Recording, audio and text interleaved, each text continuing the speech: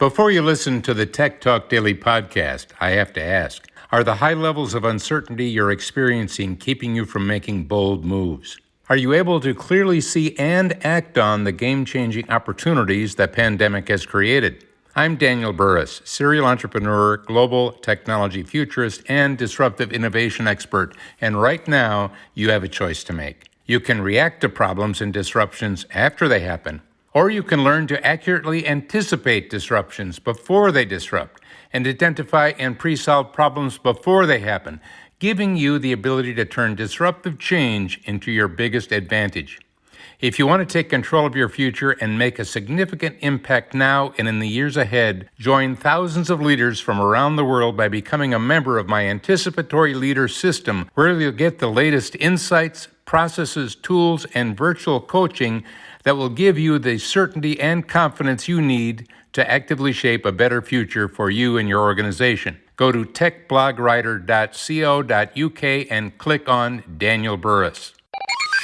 Welcome to the Tech Talks Daily Podcast, where you can learn and be inspired by real-world examples of how technology is transforming businesses and reshaping industries in a language everyone can understand. Here is your host, Neil C. Hughes. Welcome back to the Tech Talks Daily Podcast. Now, a few days ago, we were talking about the importance of R&D and innovation for businesses on the corporate landscape. But today, I want to talk about all that and how tech is impacting the pharmaceutical industry. Because the ROI for research and development within the pharmaceutical industry has decreased from 10.1% in 2010 to just over 1.8% over the last 10 years. After reading that, I found myself scratching my head wanting to find out more, and I quickly learned that the drastic decrease is the direct result of fewer drugs being brought to market due to delays in drug development, specifically the regulatory processes, with more than 2,000 new or modified FDA regulations in place since 1998. So things like working in siloed departments can inadvertently create data silos, which prevents valuable data and insights from being shared across departments. So once again, we've got that same issue we were talking about in the corporate world. So today I've invited Joe Brima from IQVIA to talk about all that and much more.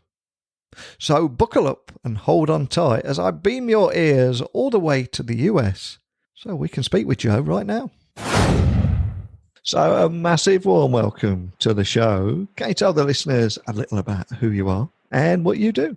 Thanks, Neil. So by way of background, my name is Joe Brima. I'm responsible for IQVIA's global safety, regulatory, and quality technology solutions. I know that's a mouthful, so for short, I often refer to this as integrated global compliance. And what that means from a sort of practical perspective is a suite of core-powered compliance solutions that really bring together what we consider to be class-leading SaaS solutions, real-world data, analytics, and services to help pharma and medtech companies develop safer and more effective products, comply with regional and country-level regulations, and most importantly, ensure that the necessary quality controls are in place across the entire product lifecycle.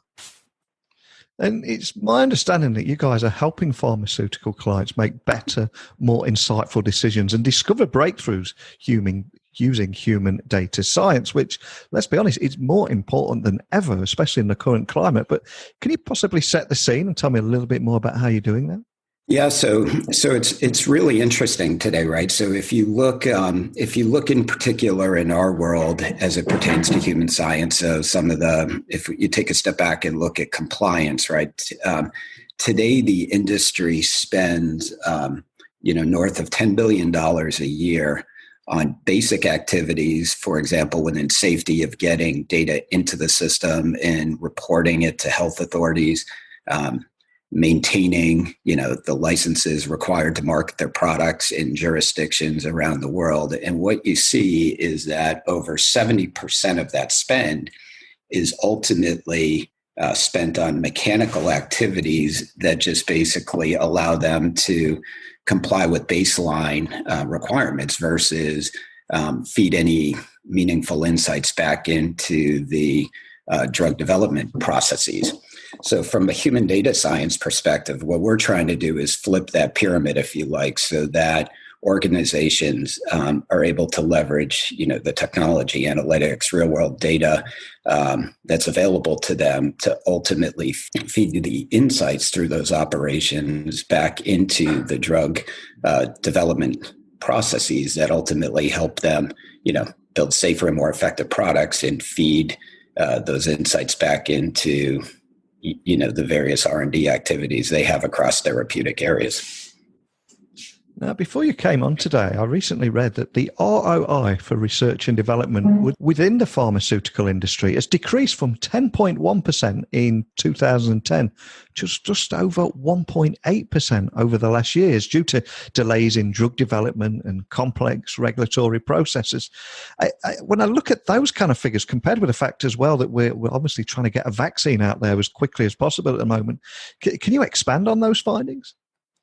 Yeah, what's interesting about that, though, is you really have to dig a bit deeper behind those numbers, because what you start seeing that over the past decade, organizations that focused in specific therapeutic areas such as maybe oncology or cardiovascular therapy development often earn much higher returns, and through investment in adjacent areas.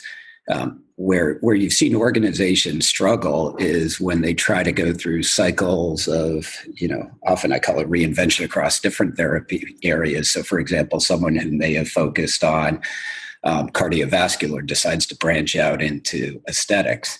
That said, there are some other interesting things that go along, is that the actual cost required to bring a product to market and the time required to bring a product to market is significantly shorter than it's historically been. And that's really all about, as you mentioned before, really injecting dimensions of human data science, right? So bringing in technology, real world data to help you recruit patients to sites quicker. To be able to execute the trials with a higher degree of precision, and ultimately to ensure, the safety and efficacy of the products as they get shepherded through the different clinical phases. When you start thinking about COVID, right, it's never been more of an imperative for the industry to really think about how do you marshal all the resources of organizations to, across different therapeutic areas and apply those disciplines to the development of the different vaccine candidates that you see happening around the world. And from our perspective, this sort of step change in development has only become possible due to those factors, right? Really leveraging the intelligent mix of data, technology, and science to ultimately accelerate both the candidate development, but also to more efficiently and effectively execute the different clinical trial processes. And as an ex-IT guy, I'm all too familiar with silos in the corporate workspace, but I'm curious, can you outline the data silo challenges within the pharmaceutical organizations today and the kind of problems that can cause, especially around regulatory and compliance teams?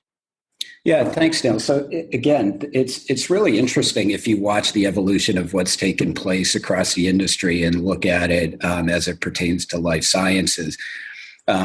Within life sciences today, often you see discrete and separate operations as you go over what we affectionately call concept to market, right? Which involves research and development, clinical, commercial, and safety, regulatory, and quality. And often what you see behind the scenes of those different IT functions are a set of siloed, often premise-based systems that are not connected. They're often premise-based.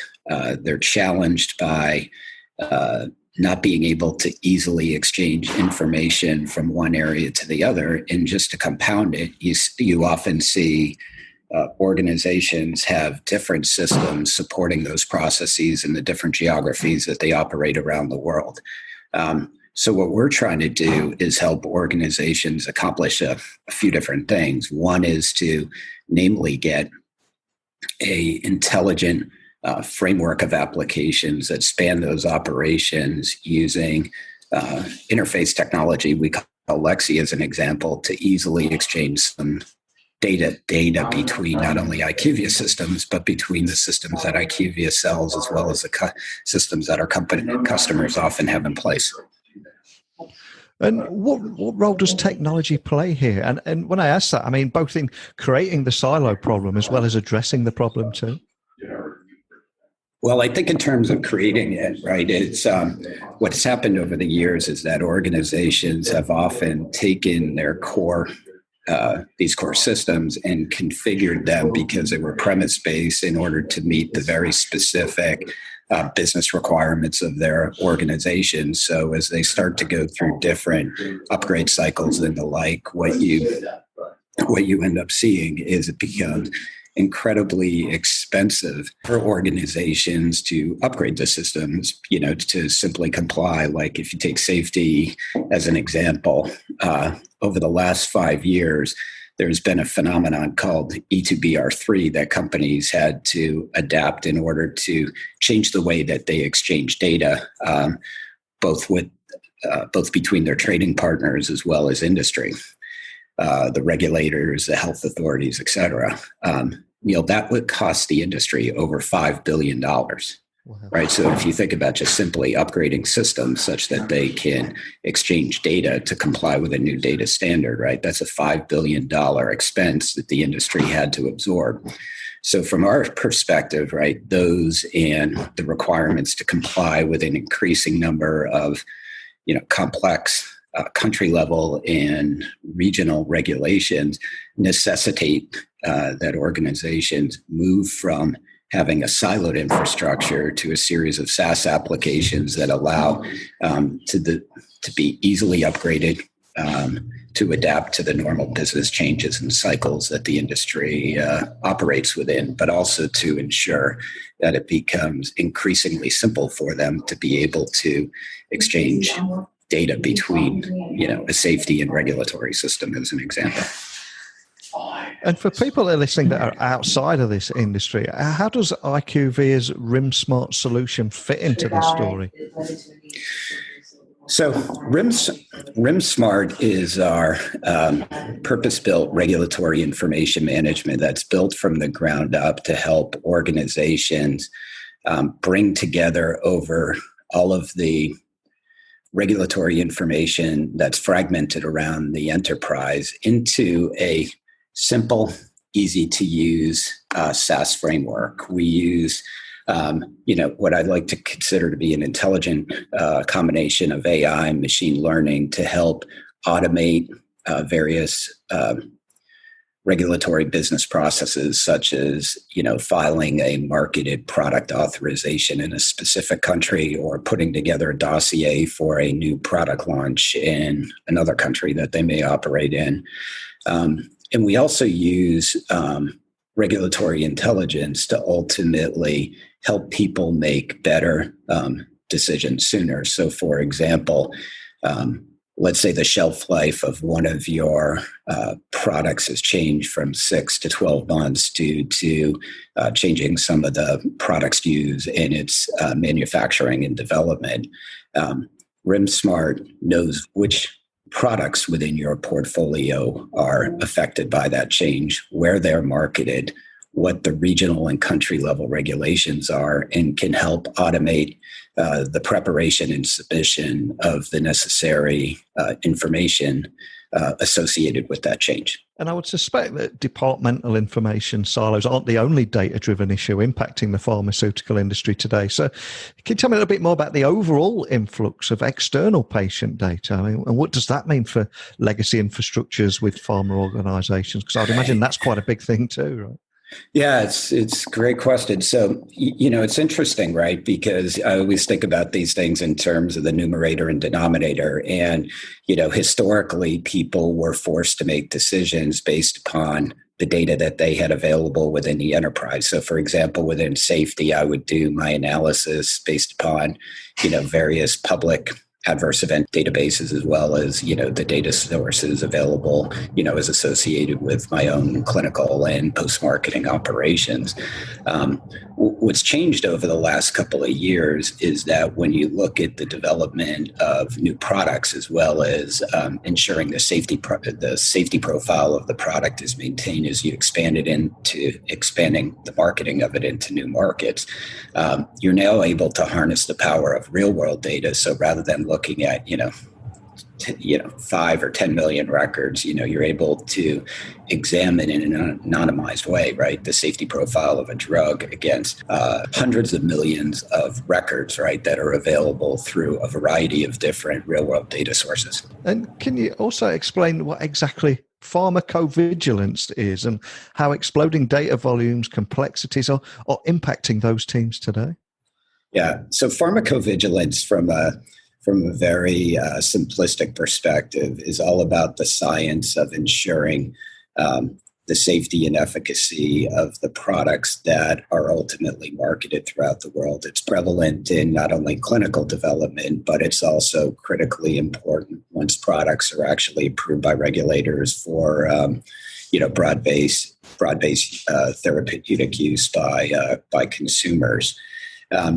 So we're in an incredibly challenging time for drug safety operations, right? Before even COVID hit, you saw an industry-wide increase of adverse events north of 20% due to factors like new product introductions, expansion of the marketing of products into new geographies, as well as a requirement to mine social media and other external data sources for potential adverse events.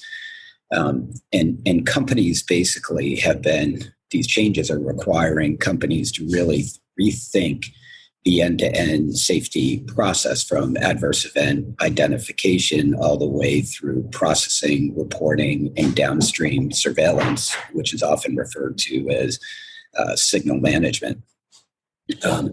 What we see happening right now is, when you look at that growth, it's not either practical or sensible for the organizations that are feeling the impact of this growth to be able to hire the necessary people to process these increasing numbers of adverse events. So the organizations are really now in a situation where they're looking about how can we thoughtfully leverage technology to automate different processes. For example, a large pharma company may automate initially the ingestion of adverse events and use NLP and translation to extract the adverse event information and automatically inject it into the safety system. Subsequently, the challenge of COVID, right, is really putting us in unprecedented time, as you mentioned before, right? Not only the acceleration of the requirement to develop a new vaccine across the world, but now you're looking at a scenario where organizations may see double the number of adverse events. Now, granted, these will not be serious adverse events. A lot of them will be injection site related and whatnot. But it's, for a pharma company that they may have a vaccine candidate that effectively doubles reported adverse events in the next year or so, which ultimately will require, the use of technology, because there's no sensible way for companies to hire or outsource to the number of people required to process and manage those kind of numbers. And I'm glad you mentioned NLP there. You set off my tech spidey sensors, because this is a tech podcast. So I've got to ask, how are advanced technologies such as artificial intelligence, machine learning, and NLP helping to address these challenges? Is there any examples that you could possibly offer just to bring that to life a little? Yeah, so there's some great examples. So let's start with safety as an example. So today, companies today often are getting all of their adverse events are coming in via fax, scan, emails, and the like. So our Vigilance safety platform has an intake capability that leverages first and foremost a classical OCR technology to translate these scanned documents into machine readable format. We then determine which language the documents coming in, and we're able to use a neural learning based translation engine to, as an example, translate from Chinese or Japanese or Spanish into English.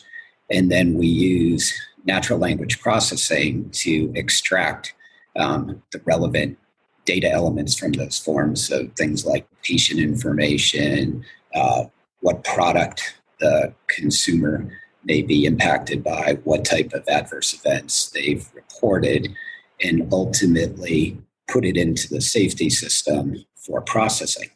Where machine learning and AI comes in is that as the data volumes that you're automating and bringing into the system grow and it gets more intelligent, you're able to do things like assess causality based upon product event combinations and the like. So that would be one very simple example.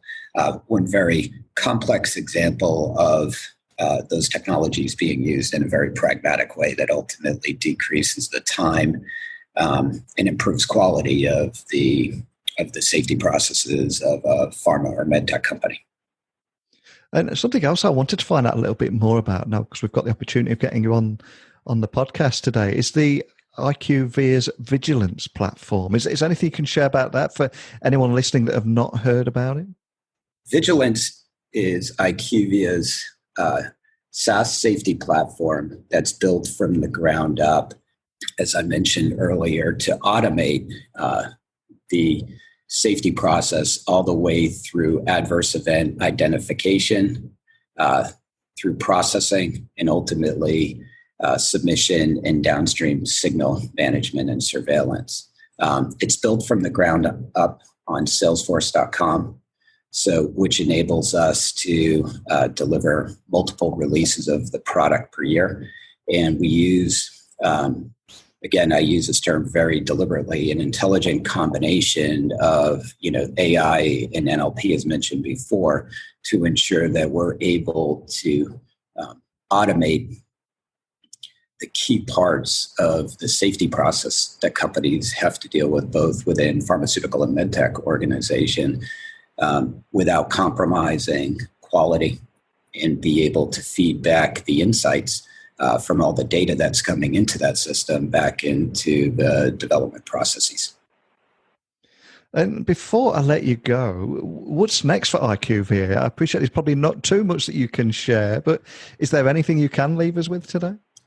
Yeah, so we think, we've touched on a lot of really important things today, Neil, right? So you've talked about the siloed systems that reside across the different operations, the imperative for leveraging real world data, and the different types of SaaS applications that we're helping folks that we're bringing to market to really quantifiably improve the safety, regulatory, and quality processes of the organization.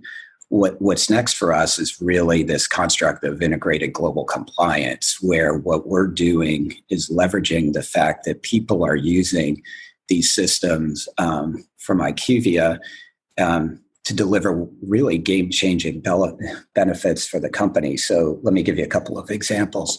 So let's say within Rimsmart, you track all of the regional and country level regulations that impact, how products are commercially released and maintained. So let's say, for example, we determine through Reg Intelligence that the reporting requirements for a product in North America, or more specifically the United States, has changed. We can then trigger that type of notification within our Vigilance SaaS safety platform to ultimately update the reporting rule and ensure that your ongoing reporting obligations are done in a way that's consistent with the regulations that changed.